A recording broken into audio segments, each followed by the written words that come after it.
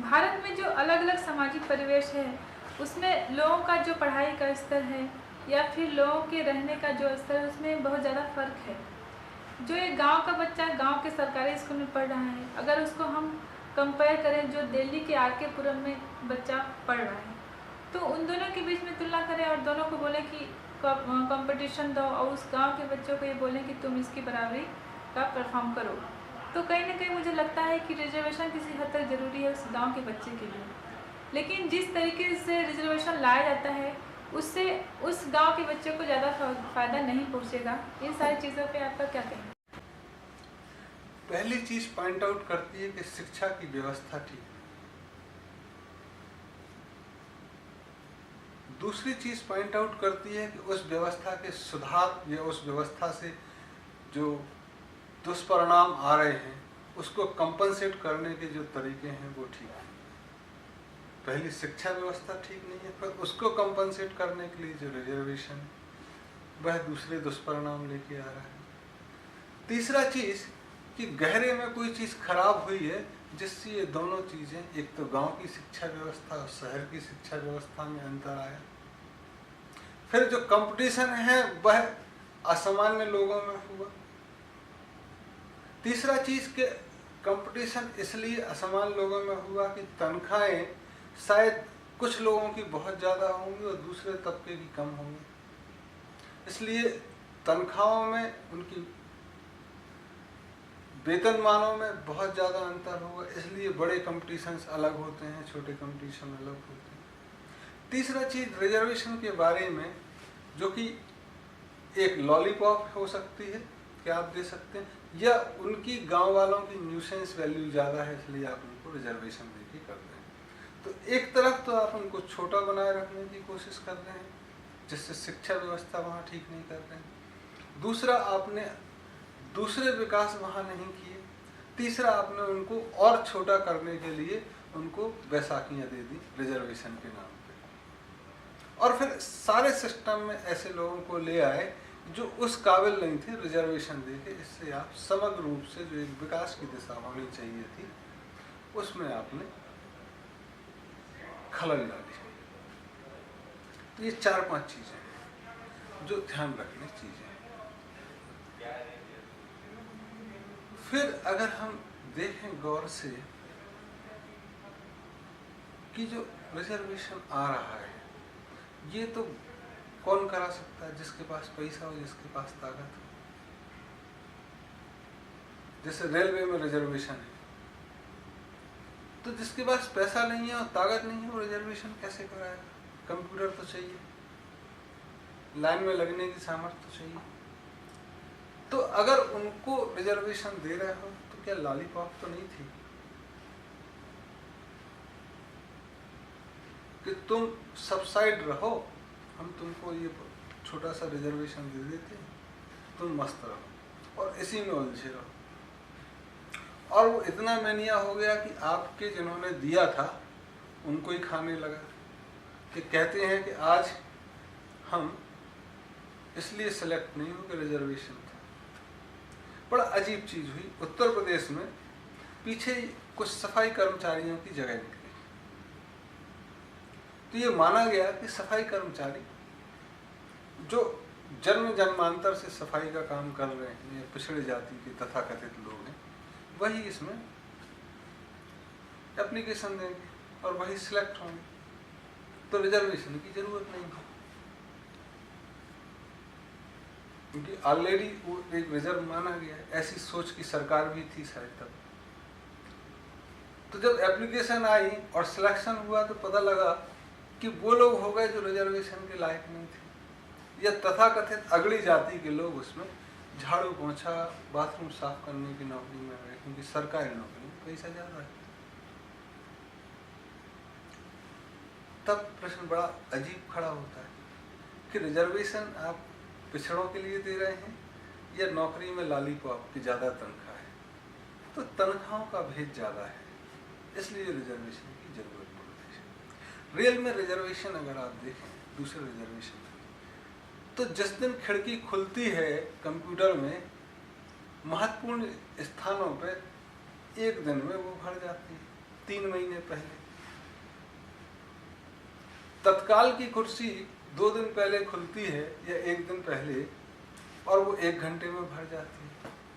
तुम देखोगे कि दुनिया भर के इंटरनेट साइट में IRCTC की साइट तत्काल का जो टाइम है प्रीमियम 10 से 12, वो सबसे ज़्यादा वेस्टिंग टाइम है। मतलब इतना ज़्यादा फैसिलिटी होने के बाद भी वो साइट नहीं खुलती। 10 बजे अगर पहले नहीं खोल के रखती तो नहीं खुलेगी। मतलब सामान्य चीज़ें बहुत कम हैं। अगर सामान्य सीटें बहुत होती तो इतनी रिजर्वेशन की मारामारी नहीं होती। आप जाओ, टिकट लो, सोने का लिया तो सो के जाओ, नहीं तो बैठने का, नहीं तो खड़े होने का टिकट है। अलग अलग टिकट हैं, जैसे तुमको लेना है वैसे लो। 10-20% एक्स्ट्रा है जो खाली चलेगा, क्योंकि किसी भी ट्रांसपोर्ट सिस्टम की प्रॉफिटेबिलिटी अगर 50% से ज़्यादा भरा है तो आ जाती है। और यहाँ तो 100% के बाद भी कई बार घाटे में चल रही है। बड़े अजीब चीज़ है। और दूसरा महत्वपूर्ण चीज़ है कि जिस ट्रैक पे 60 टन के 70 डब्बे चल सकते हैं माल ढो के, मतलब एक पूरी की पूरी कोयले की रेलगाड़ी, अगर आदमियों का वजन देखें तो 70 आदमियों का 4200 किलो होता है, 5 टन होता है। जिसमें 60 टन जा सकता था माल, उसमें सिर्फ 5-6 टन जाता है। मटेरियल से कंपेयर नहीं कर रहे हैं, वेट से कर रहे हैं। और ऐसे सिर्फ 20 डब्बे 21 डब्बे लगाए, क्योंकि जो पटरी में, क्या रेलगाड़ी 60 डब्बे की नहीं चल सकती? पटरी से ही तो नीचे उतरेगी, प्लेटफॉर्म से। एक बार यहाँ से मद्रास जाना है तो आप जा सकते हैं। तो हमारी वो अप्रोच नहीं है, उस सोच में हम सोच नहीं रहे। क्या चीज़ें इतनी नहीं दी जा सकती कि रिजर्वेशन बिकम नॉनसेंसिकल। जाओ, टिकट लो, चढ़ जाओ। बैठ के जाना है तो एक्स टिकट है, खड़े होके जाना है, आपको पैसे बचाने हैं तो x - 20% है, और अगर आपको लेट के जाना है तो x + 50% है। AC में जाना है तो x + 200% है, 300% है। कमो बेश आप चला सकते हैं। सिर्फ सरकारी नौकरियों में जो 2% है आप रिजर्वेशन दे रहे हैं, और सारी राजनीति उसके इर्द गिर्द घूम रही है। दूसरा एक उदाहरण हम देना चाहेंगे कि एक एग्जाम में 50,000 बच्चे बैठे, ये रियल एग्जाम्पल्स हैं। 500 सीटें थी उसमें क्लर्क की, 250 रिजर्व थी, 250 अनरिजर्व थी। जो स्टूडेंट बैठे थे 40,000 जनरल कैटेगरी के थे, 10,000 रिजर्व कैटेगरी के थे। तो 40,000 में से 250 बच्चे सिलेक्ट होंगे और 10,000 में से 250 सिलेक्ट होंगे। तो जो 10,000 में से 250 सिलेक्ट होने थे, तो रेशियो कितना हुआ? 100 में से 2.5%। 2.5% रेशियो क्या रेशियो कहा जा सकता है? मतलब रिजर्व कैटेगरी में भी कंपटीशन बहुत ज्यादा होगा। तब जो 250 के अलावा बच्चे थे, हमने उनसे पूछा कि भैया यार तुम तो रिजर्व कैटेगरी के थे यार, तुम क्यों नहीं हुए? बोले कैसी बात कर रहे भैया, पैसा चलता है, रिश्वत चलती है, रिजर्व से कुछ नहीं होता। कैसी बात कर रहे? बोले 80% मेरे थे यार। कम थे क्या? मैंने कहा सिलेक्शन कितने? बोले 83 पे खत्म हो गया। ये रिजर्व कैटेगरी की बात करते हैं। अब नॉन रिजर्व कैटेगरी से जब हमने बात की तो 40,000 में से 250 तो थोड़ा कम हो गया, पॉइंट्स में आ गया सिलेक्शन रेशियो। तो जो 250 के बाद के बच्चों से पूछा कि आपका सिलेक्शन, अरे रिजर्वेशन था ना इसलिए मार्क आ गए। जैसे कि 39,750 में एक भी बच्चा होता तो यही होते, और वो 10,000 में से जो 9,750 बच्चे हम कह रहे हैं रिश्वत का काम हो गया। और रिजर्वेशन में कितना हुआ, 83% पर खत्म हो गया, और नॉन रिजर्व में 87 पर हो गया। कोई बहुत ज्यादा अंतर तो नहीं। फिर आप ऐसी चीजें, इतना बेरोजगारी का लेवल और तनख्वाह में इतना मारा मारी प्राइवेट सेक्टर और सरकारी सेक्टर में, कि 50,000 में सिर्फ 500 बच्चे, ये थोड़ा अच्छा स्टेटस है। इंजीनियरिंग का सिलेक्शन जो होता है गेट के थ्रू आजकल, उसमें 8 लाख बच्चे बैठते हैं, पिछले शायद 8 लाख बैठे हों। जो नौकरी में भी हैं, कई प्राइवेट में, वो भी बैठते हैं। मैकेनिकल, इलेक्ट्रिकल, इलेक्ट्रॉनिक्स, सिविल और दूसरे साइंसेस के, और सीटें होती हैं महज 8,000। जो 8,000 में होता है वो एमटेक वगैरह करता है, उसको नौकरी नहीं मिलती। तो ये तो स्तर हो गया आपका। तो रिजर्वेशन होना ना होना, इससे कोई बहुत ज्यादा अंतर नहीं पड़ा है रोजगार में आज की डेट में। तब एक फिर से पूरी तरह से सोचना है कि भैया रिजर्वेशन फायदा क्या है, आगे चल के क्या होगा। रिजर्वेशन के बाद भी तो 83% लाने हैं, पढ़ना तो पूरा है, थोड़ा सा ही मानता।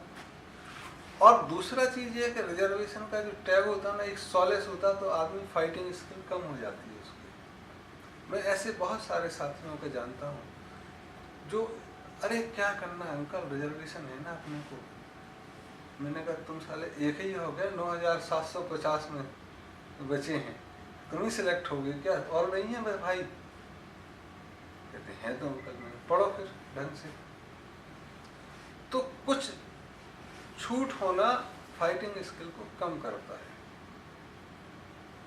तब हमने देखा कि एक परिवार में हमारे कहने से एक भाई ने कहा कि तुम रिजर्वेशन का फॉर्म भरो, और एक भाई से कहा तुम नॉन रिजर्व का भरो। बड़े ताज्जुब की बात है कि नॉन रिजर्व वाला बच्चा निकल गया और रिजर्वेशन वाला बच्चा उसी घर का जिसने हिम्मत दिखाई थी रह गया। जबकि पहले जो रिजर्वेशन अप्लाई किया था वो होशियार था।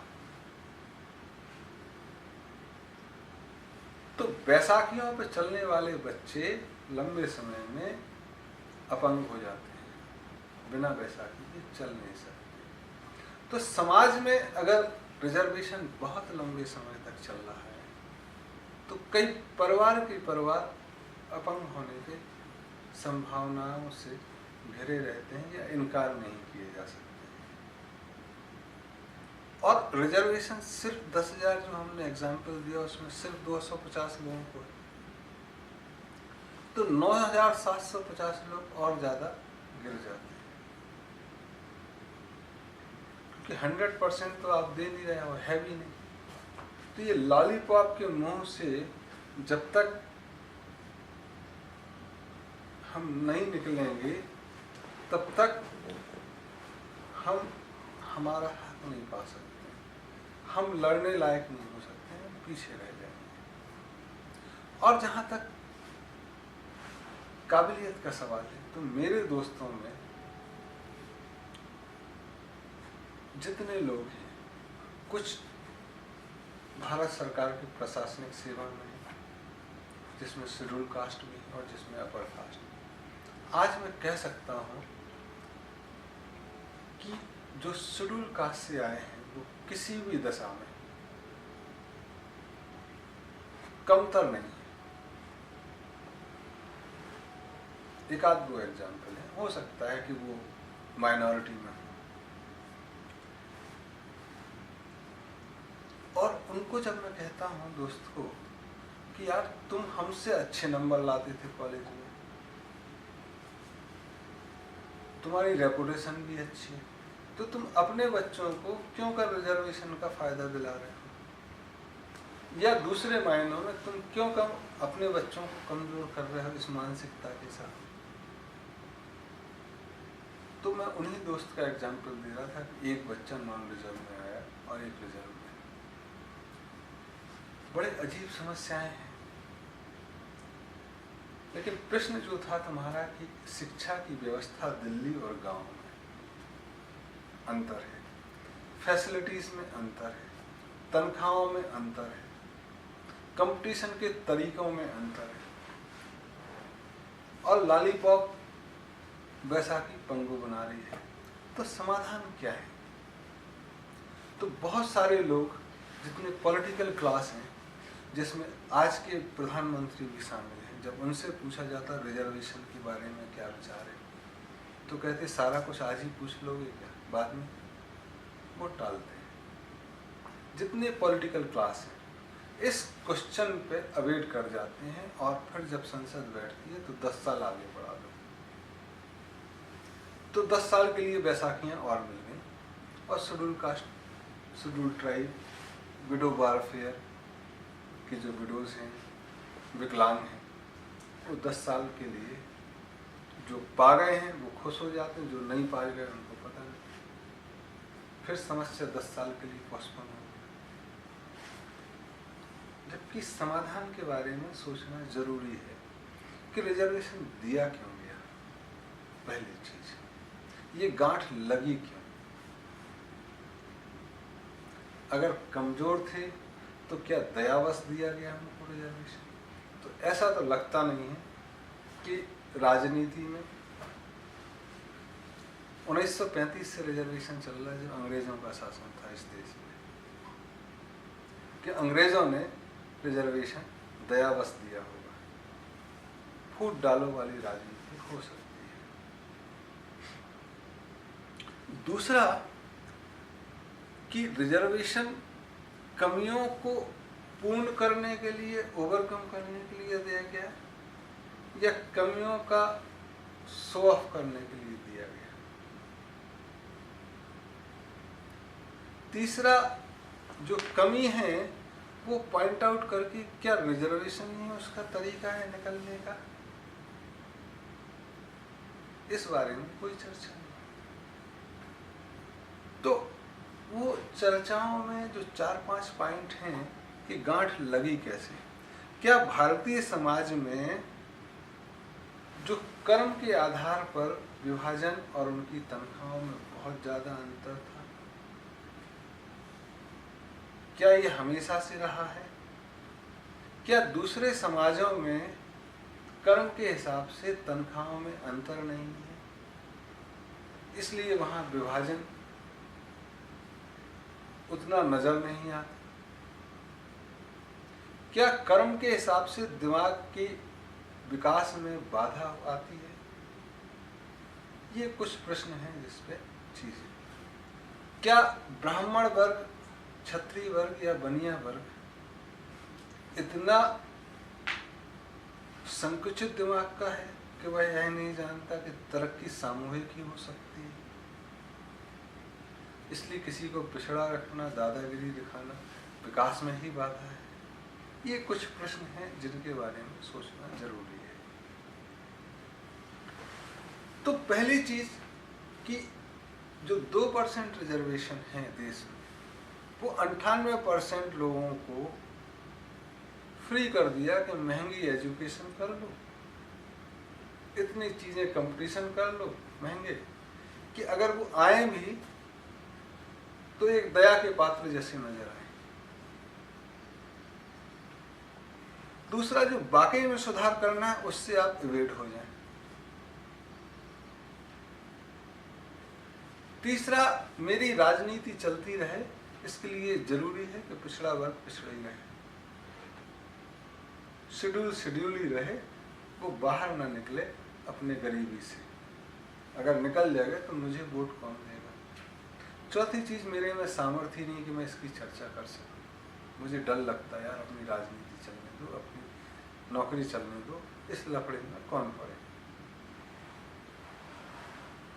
5वां जन्म के कर्म है कि आज मैं सफाई कर्मचारी बना हूं, कलेक्टर नहीं बना। ये मिथ क्रिएट करना।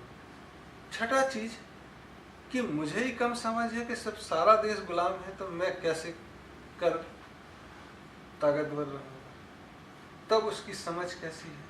ये 6-7 प्रश्न जो हैं, इस पर चर्चा जरूरी है। सीधे सीधे बंद कर देना और कोई लॉलीपॉप पकड़ा देना, ये समस्या के समाधान नहीं है। तो समस्या के समाधान पे अगर हम चलें, तो पहले तो सबसे पहले इंटर और इंट्रा डिस्कशन जरूरी है।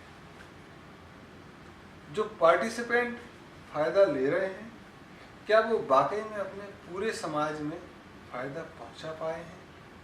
क्या जो एक्सपेक्टेड था कि ये ट्रिकल डाउन होगा एडवांटेजेस, क्या ऐसा तो नहीं हुआ कि एक बाप के 4 लड़के हैं, एक कलेक्टर बन गया, तीनों ने उसको पढ़ने का पैसा दिया और बाद में जो कलेक्टर के बच्चे हैं वो अपनी बुआ को सब्जी बेचते हुए देख के मुंह सकोड़े और परिवार में डिवीजन आ जाए। तो एक बच्चा बन गया और 3 बच्चे पीछे हो गए, और जो ट्रिकल डाउन होना था वो हुआ नहीं। और यहाँ उन्होंने कहा यार ये सब पिछड़े हैं, और अपने आबो हवा और अपने रहन सहन बदल के आप दूसरे तरह से हो गए।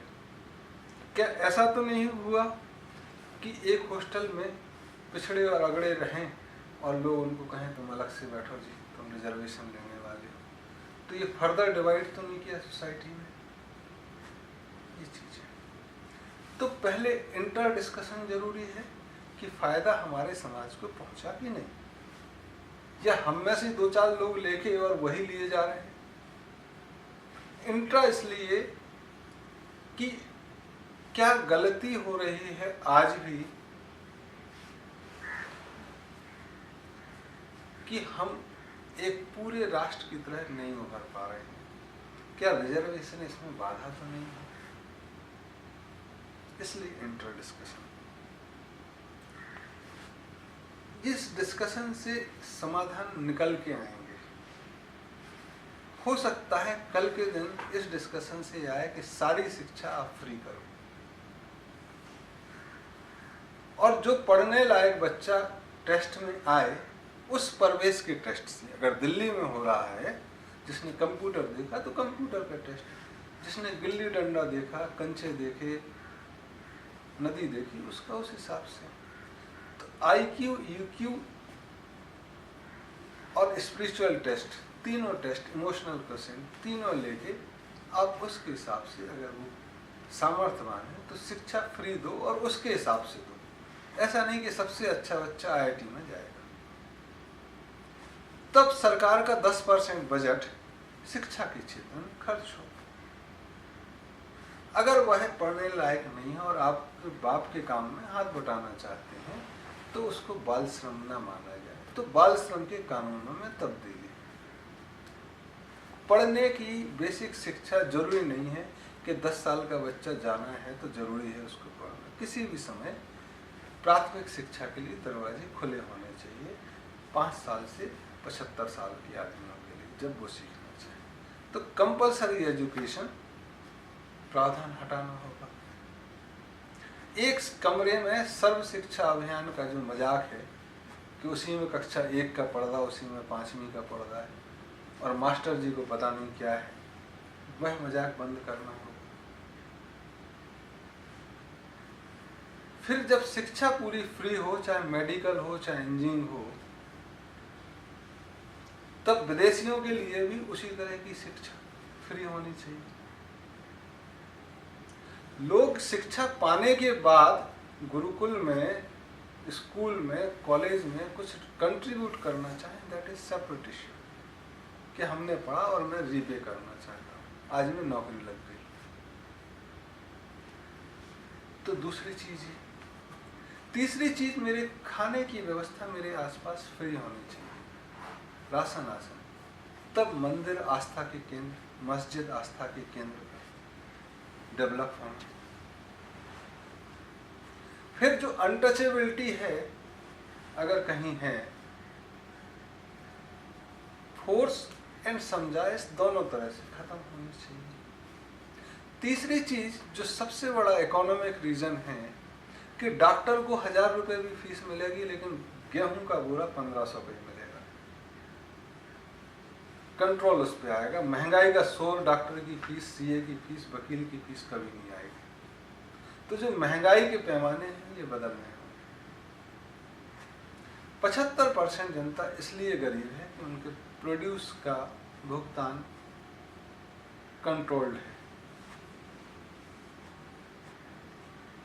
वह भी मुनाफे के 20% के हिसाब से। अगर कोई लागत है तो उतना मिलना चाहिए। तब अगर खाद्यान्न पे डेली बेसिस चीजें 20% के मुनाफे पे या 30% के मुनाफे पे मिलेंगे तो 75% जनता गरीब नहीं रहेगी जो आज है। तो इकोनॉमिक पॉलिसी पूरी की पूरी रिवर्सल नहीं तो संशोधन तो मांगती ही है। इतना करेंगे और डिस्कशन करेंगे तो जो हम कह रहे हैं उससे कहीं कहीं ज़्यादा अच्छे समाधान निकल के आएंगे, क्योंकि इस देश में और दुनिया में इंटेलिजेंसिया की कमी नहीं है, कैटलिस्ट की कमी हो सकती है। शुरुआत कौन करे, ये डर हो सकता है। भगवान की दिशा से हमको ये डर नहीं है कि रिजर्वेशन करने से हम राजनीति में कुछ कर पाएंगे या नहीं कर पाएंगे। अगर हम राजनीति में उतर रहे हैं तो देश के समग्र विकास के लिए उतर रहे हैं। राजनीति नहीं हो हमको इसकी परवाह नहीं, लेकिन हो तो ढंग से हो। आदमी खुश रहे, ये देश खुश रहे और दूसरों के सामने उदाहरण बने। और दूसरे देशों को भी कुछ चाहिए तो देने में हमें कोई कोताही नहीं समझ, ना इस देश को कभी रही है, ना उसने पेटेंट की बात कही है, ना इंटेलेक्चुअल प्रॉपर्टी की बात कही है, चाहे वह योगा हो, तंत्र हो और दूसरी साधनाएं हो, दूसरा आयुर्वेद का ज्ञान हो, कभी पेटेंट की बात नहीं है। संगीत हो, जो भी चीज़ें हैं वो फ्रीली अवेलेबल दूसरों के लिए, तो ये चर्चा जरूरी है।